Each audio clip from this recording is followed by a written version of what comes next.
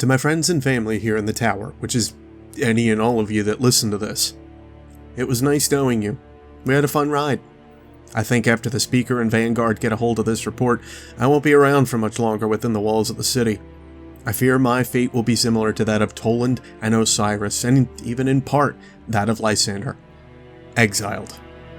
Because holy crap, is the Speaker a jerk!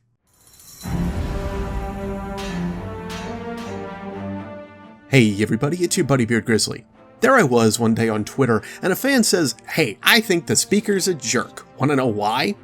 So, of course I listened, and then started to do my own digging. I mean, I even wrote about it in my own grimoire about the same topic. Breaking the exclusion zone brings us one step closer to the garden, and it gives us access to Freehold, a triumph of Golden Age civilization. But I must warn you again of the Awoken's tactics. They see us all as playthings in some cosmic joke. The Speaker. I guess he's not wrong in feeling the way he does about the Reef and the Awoken, but I just wouldn't expect this kind of behavior from someone that is meant to be our best foot forward in the tower. Now, yes, Petra did order a bombing run that Prince Uldren carried out, killing off 3 fire teams of Guardians and their ghosts, but I guess you can say it's all in the wording. The way he talks down about the Awoken, like they're nothing within the universe, not useful to us in the tower at all. It has this heavy air of condescendence. It doesn't really stop there. The Speaker does this to every other being that is within or without the tower that has any interest in trying to help or save it. Eris Morn is a fine example. The Speaker and Commander Zavala find her compulsions a sickness, convinced she has been fully seduced by the shadows. Eris is very off. I don't think I'm wrong in saying so. Her banter and machinations can make anyone that follows the principles of light that we're taught feel rather uncomfortable.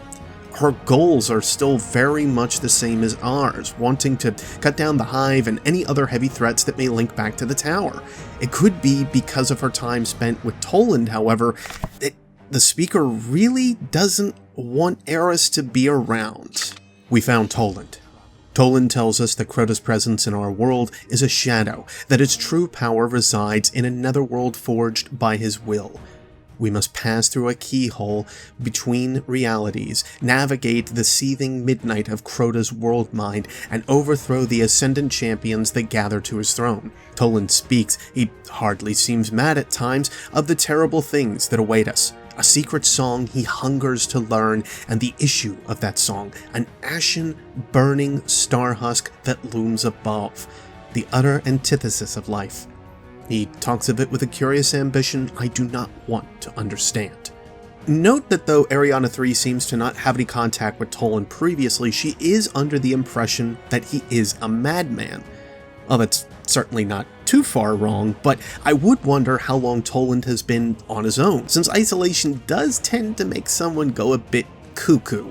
Though unclear of how Toland was pushed away from the tower, it's fairly obvious he wasn't an easy person to find.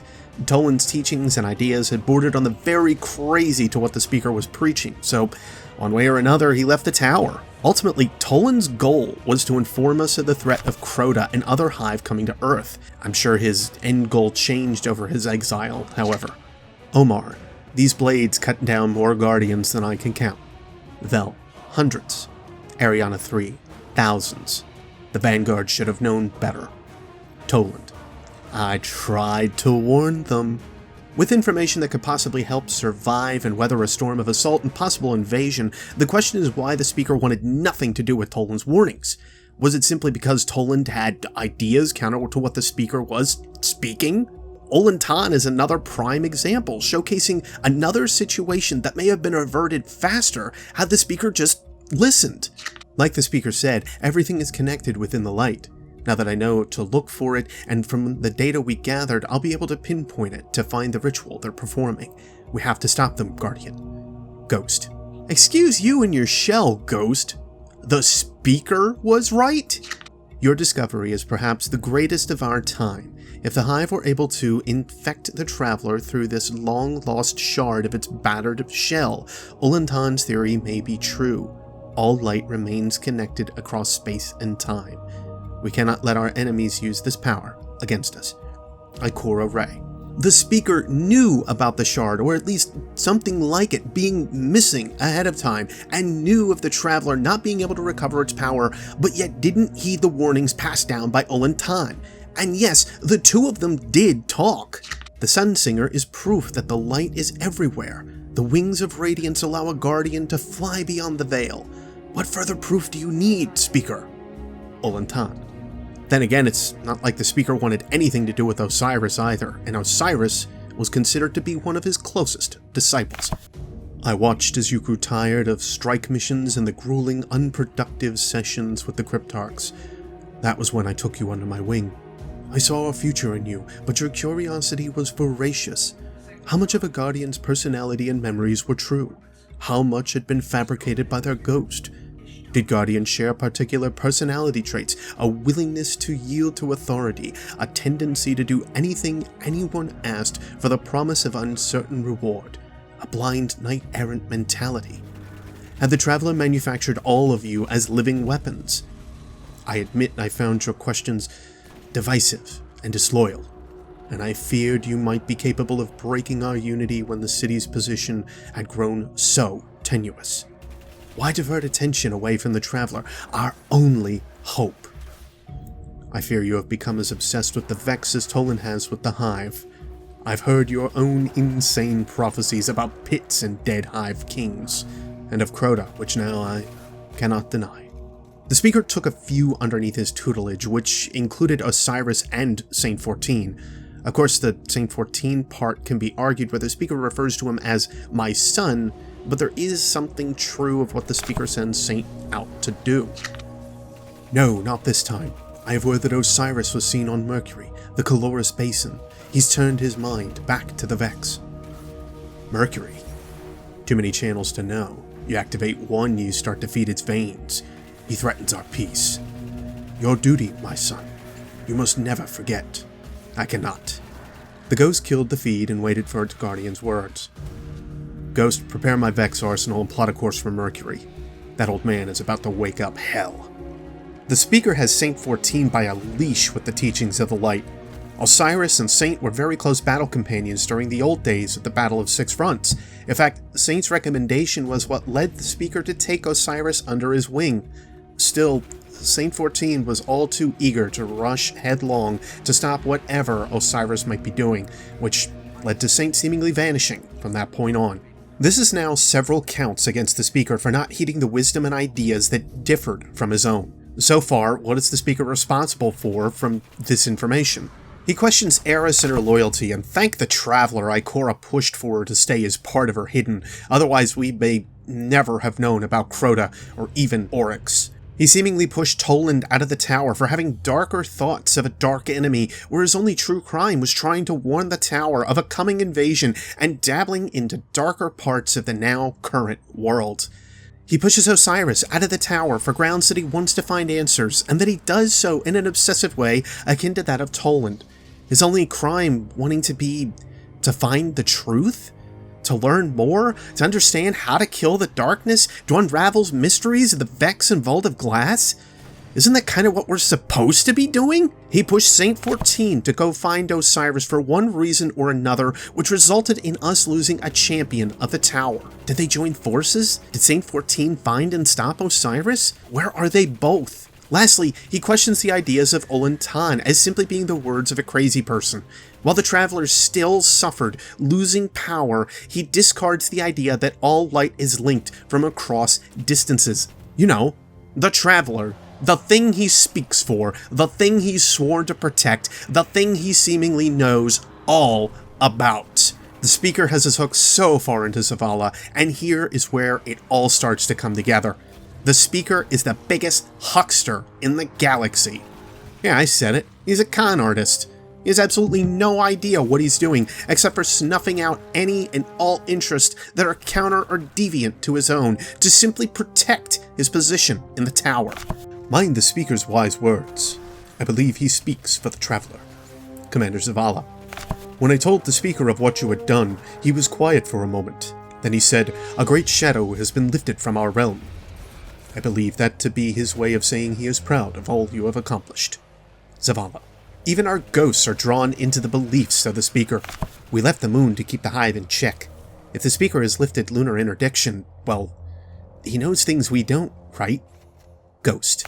The hive on Earth. If you think the fallen are bad, well, we need to alert the speaker. He'll know what to do. Ghost. Will he ghost? Will he? He's already gotten rid of our best sources of information regarding the hive, and we'd know more about the Vex if Osiris had stayed around. He's a coward, which is exactly why we're surrounding him in the tower. Brave, strong guardians who seemingly can't die, or at least not very easily, and he asks nothing in return from us except to carry out the wishes of the light. That and notes of light, which, well, let's just keep his vagueness going, shall we? Some say they will one day become the souls of new ghosts. Others believe they feed the intricate machinery that the speaker tends. Whatever the case, the speaker will happily reward donors with patterns and signs from his collection, more out of gratitude than any mercantile impulse. You mean out of gratitude for protecting your butt. The speaker has a ghost that hovers around him all the time. This gives off the high indication that he's a guardian. Taking advantage of the forming of the city and the need for some kind of leadership, he donned a costume and called himself the one that speaks for the traveler. Well, that certainly gains a lot of attention to a people lost of hope. Still, there's no record of him prior to the city, and even his official dossier says so. There has always been a speaker, an anonymous high priest with a mysterious and powerful connection to the traveler and its ghosts. In all the centuries of the city's history, the speaker's great work has never changed: to guide new guardians, heal the traveler, and raise our crippled protector from its slumber. Saladin might be one of the only people around to attempt to confirm the existence of a speaker prior to the city. To my knowledge, he hasn't said much of anything to that effect. Otherwise, this double-timing jerk has done nothing to help our cause, simply saying things about light and dark every chance he can get, being cryptic about any true meaning behind it at all, simply attempting to keep our minds focused on a good and an evil, when in fact, as we see from Osiris, Toland, Dredgen Yor, and others, it's shades of gray.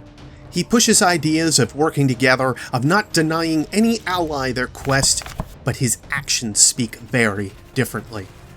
If the narrative of someone else isn't the same as his own, he disowns and disavows a need for understanding their topics. That is, until it suddenly fits to some discovery that usually falls on our guardian, which then makes his distrust of those ideas laid out by others before us all the more real. Beyond that, one of his key principles found in our ghosts is that we're protectors.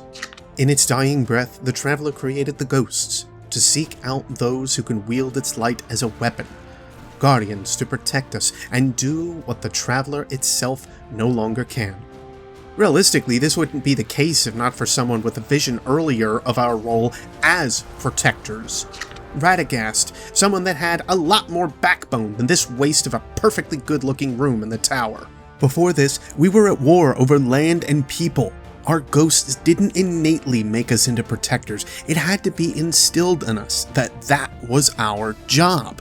He's just a cowardly guardian that wanted to get out of any combat missions, just worried for his own regard. The forming of the groups that protect him are formed by motivated individuals that believe in his fanatical ideas. If not for these groups and their actions, we'd be lost within the city and have little actual leadership. Fenchurch sums it up in a nice little neat package. In my travels, I have learned that speaking is much easier than listening. Fenchurch Eris. The disciples of Osiris' thoughts are just for bonus points. Don't you find it strange that the one called the speaker rarely has anything useful to say? Don't believe the speaker. Not for 1 second. Make up your own mind, Guardian. If it's in due faith to the city, to the people, then make it so, but do it for yourself. Not for the cryptic, incoherent teachings of someone that can't give you a straight answer about anything. I'll be around as long as I can, my friends. Till then, leave the phrase "speaker exposed" down below to let me know you got this report. It's time to shed some actual light on the crap he's been spoon-feeding us. I've been Beard Grizzly, and I'll see you all next space time. Traveler willing, or not, there's probably a new Monarchy hit squad out for me as we speak. Take care.